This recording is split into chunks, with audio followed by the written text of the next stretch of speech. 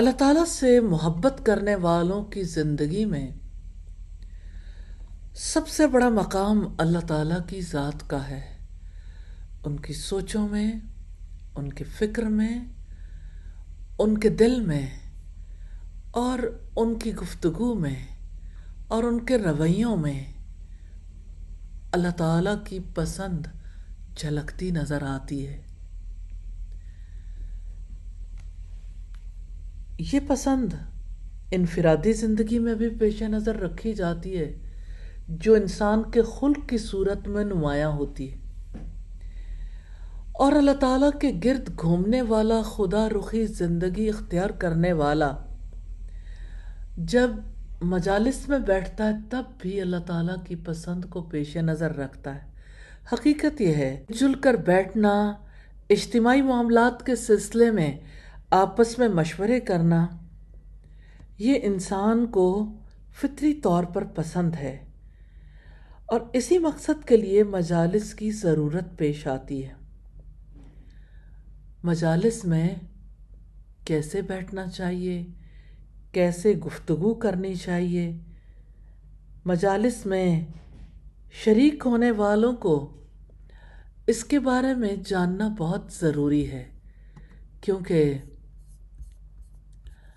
اللہ تعالیٰ سے محبت کرنے والا ہمیشہ دیکھتا ہے اللہ تعالیٰ مجھ سے اس موڑ پر کیا چاہتے ہیں۔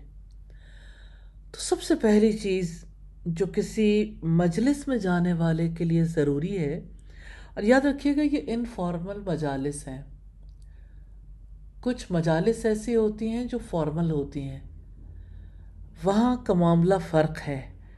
اب جو انفارمل مجالس ہیں ان میں کوئی جائے تو کیا کرے؟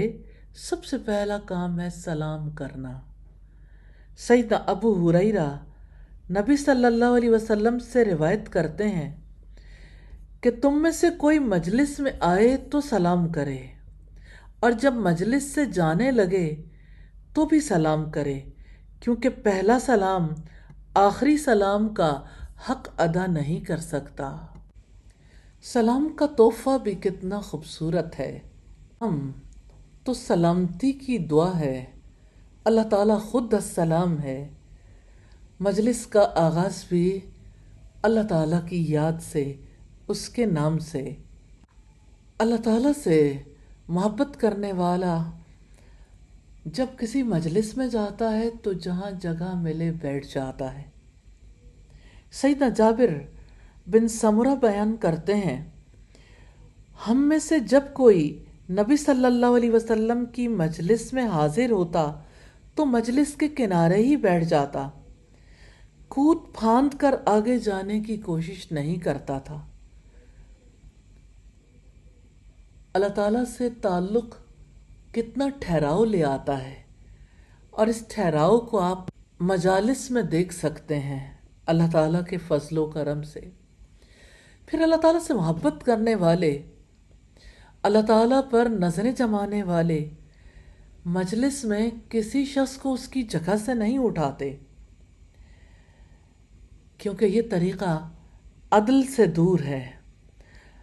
سیدنا عبداللہ ابن عمر راوی ہیں کہ نبی صلی اللہ علیہ وسلم نے فرمایا، تم میں سے کوئی مجلس میں بیٹھے کسی شخص کو اس لیے نہ اٹھائے کہ خود اس کی جگہ بیٹھ جائے۔ ہاں، بیٹھے ہوئے لوگوں کو چاہیے کہ وہ آنے والوں کے لیے مجلس میں گنجائش پیدا کر دیں۔ سبحان اللہ، بیٹھے ہوئے بھی اللہ تعالیٰ کے لیے کشائش پیدا کرنا چاہتے ہیں، اور باہر سے آنے والے بھی تنگ نہیں کرنا چاہتے۔ اسی طرح سے جو اپنے رب کے گرد گھوم کے زندگی گزارنا چاہتا ہے وہ دوسروں کا حق تسلیم کرتا ہے، کبھی دو آدمیوں کے درمیان اجازت کے بغیر نہیں بیٹھتا، کیونکہ یہ دل آزاری کا سبب بنتا ہے۔ دونوں سے پوچھ لینا بہتر ہے۔ سیدنا عامر بن شعیب اپنے جد امجد سے روایت کرتے ہیں کہ نبی صلی اللہ علیہ وسلم نے فرمایا، کسی شخص کے لیے یہ حلال نہیں ہے کہ وہ مجلس میں دو لوگوں کے درمیان ان کی اجازت کے بغیر گھس کر بیٹھ جائے۔ کوئی شخص جو تہذیب کو پیش نظر نہیں رکھتا اللہ تعالیٰ سے محبت کرنے کا دعویٰ کیسے کر سکتا ہے؟ اور پھر اب دیکھیے کہ اگر کوئی مجلس سے عارضی طور پر اٹھ گیا، واپسی پر اپنی پہلی جگہ کا حقدار ہے۔ نبی صلی اللہ علیہ وسلم نے فرمایا، تم میں سے کوئی کسی ضرورت کی وجہ سے مجلس سے اٹھ کر چلا جائے تو واپس آنے پر اپنی پہلی والی جگہ کا زیادہ حقدار ہے۔ یہ صحیح مسلم کی روایت ہے۔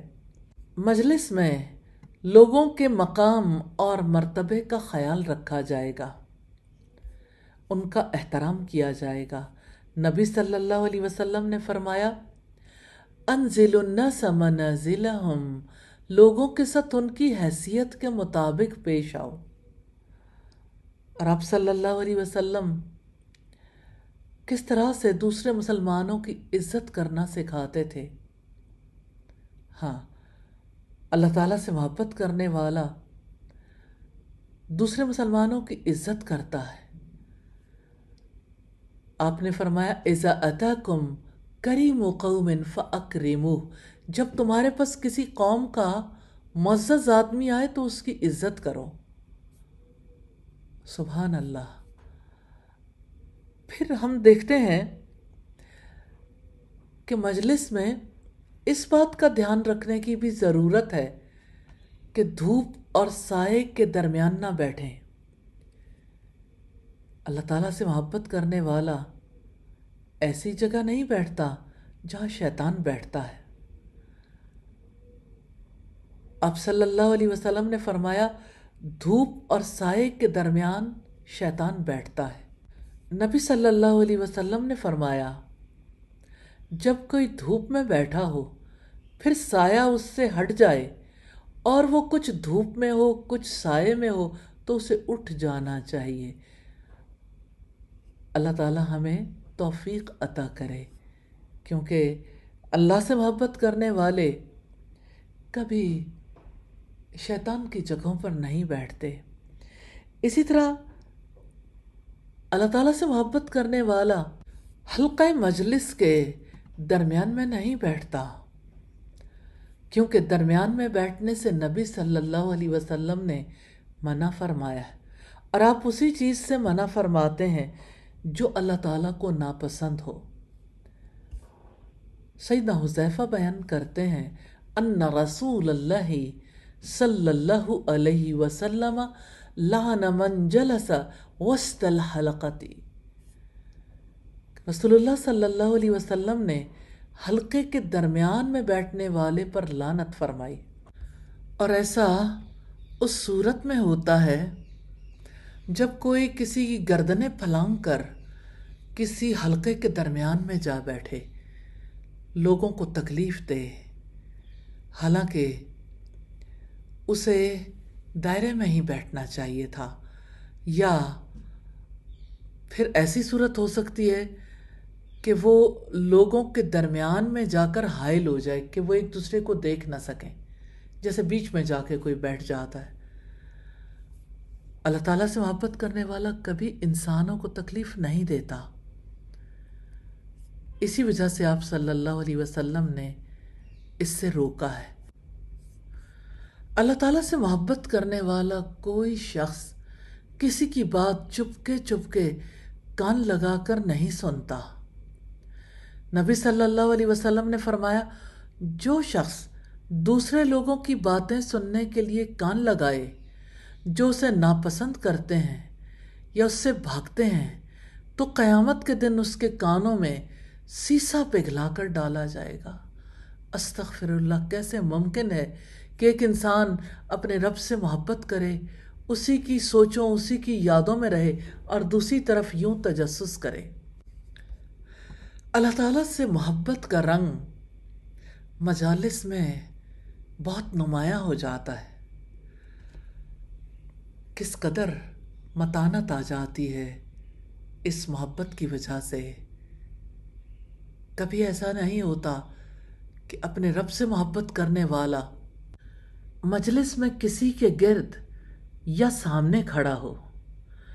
اسلام لانے سے پہلے لوگ اپنے بادشاہ کے سامنے تعظیماً کھڑے ہوتے تھے، سجدہ ریز بھی ہوتے تھے۔ یوں شرک کا دروازہ کسی نہ کسی صورت کھلا رہتا تھا۔ اللہ تعالیٰ نے انسانی مساوات کا درس دیا ہے۔ سیدنا انس فرماتے ہیں، ہم میں سے کوئی آدمی بھی نبی صلی اللہ علیہ وسلم سے زیادہ کسی کو محبوب نہیں رکھتا تھا، مگر اس کے باوجود ہم آپ صلی اللہ علیہ وسلم کی تعظیم کے لیے کھڑے نہیں ہوتے تھے، کیونکہ ہمیں علم تھا کہ نبی صلی اللہ علیہ وسلم اس کام کو اچھا نہیں سمجھتے۔ سیدنا ابو مجلس سے روایت ہے کہ سیدنا عبداللہ ابن زبیر اور ابن صفوان نے جب امیر معاویہ کو ان کے دور امارت میں آتے دیکھا، دونوں کھڑے ہو گئے۔ اس پر حضرت امیر معاویہ نے فرمایا، بیٹھ جاؤ، کیونکہ نبی صلی اللہ علیہ وسلم نے فرمایا، جو شخص یہ پسند کرتا ہے کہ لوگ اس کے سامنے تعظیم کے لیے تصویر بن کر کھڑے ہو جایا کریں، وہ دوزخ کی آگ میں اپنے لیے جگہ تلاش کر لے۔ یہ ترمذی کی روایت ہے۔ اس سے پتہ لگتا ہے کہ جہاں استاد کے لیے اسٹوڈنٹس اور سربراہ کے لیے ماتحت تعظیماً کھڑے ہو جاتے ہیں، یہ درست عمل نہیں ہے۔ پھر اللہ تعالیٰ سے محبت رکھنے والا کوئی شخص مجلس میں کسی معزز کی جگہ پر بیٹھنے کی کوشش نہیں کرتا۔ اگر کسی مہمان خصوصی کے لیے کوئی جگہ مخصوص ہو تو وہاں جا کر بیٹھ جانا یا اس کے قریب بیٹھنے پر اصرار کرنا اچھا نہیں ہے۔ اس سے ڈسپلن خراب ہونے کے ساتھ ساتھ نمود و نمائش کی خواہش کا بھی اظہار ہوتا ہے۔ نبی صلی اللہ علیہ وسلم نے فرمایا، کوئی شخص کسی جگہ کی امامت نہ کرے اور نہ اس کی مسند پر بیٹھے، لیکن متعلقہ شخص خود اجازت دے تو کوئی قباحت نہیں۔ یہ ترمذی کی روایت ہے۔ اور اللہ تعالیٰ سے محبت کرنے والا مجلسوں میں اللہ تعالیٰ کو یاد کرتا ہے۔ سیدنا ابو ہریرہ سے روایت ہے، نبی صلی اللہ علیہ وسلم نے فرمایا، وہ مجلس جس میں اللہ تعالیٰ کا ذکر کیا گیا اور نہ شرکائے مجلس میں سے کسی نے نبی صلی اللہ علیہ وسلم پر درود بھیجا، وہ اللہ کے عذاب کی مستحق ہوگی۔ اب یہ اس کی مرضی ہے، چاہے عذاب میں مبتلا کر دے، چاہے معاف کر دے۔ ترمذی کی روایت ہے۔ اب صلی اللہ علیہ وسلم نے فرمایا، جس مجلس میں اللہ تعالیٰ کا نام نہ لیا گیا، اس سے اٹھ کر آنے والے لوگوں کی مثال ایسے لوگوں کی سی ہے جو گدھے کی میت کے پاس سے اٹھ کر آ رہے ہیں، اور حسرت و حرمہ ان کے دامن گیر ہو۔ ابو داؤد کی روایت ہے۔ اور مجلس میں اللہ تعالیٰ سے محبت کرنے والا جب مجلس کا اختتام ہو تو کفارہ مجلس کی دعا کرتا ہے، تاکہ مجلس میں اگر کوئی غلطی کوتاہی ہو گئی ہو تو اللہ تعالیٰ معاف کر دے۔ اور دعا یہ ہے، سبحانک اللہم وبحمدک اشہد ان لا الہ الا انت استغفرک واتوب الیک۔ یا اللہ، تو اپنی تعریف کے ساتھ پاک ہے، میں گواہی دیتا ہوں کہ تیرے سوا کوئی معبود نہیں، میں تجھ سے بخشش طلب کرتا ہوں اور تیری طرف رجوع کرتا ہوں۔ اللہ تعالیٰ سے دعا ہے ہماری سوچوں، ہمارے دلی جذبوں اور ہمارے اعمال کا رخ اپنی جانب کر لے۔ یا اللہ، تو خدا رخی زندگی گزارنے کے قابل بنا دے۔ آمین ثم آمین۔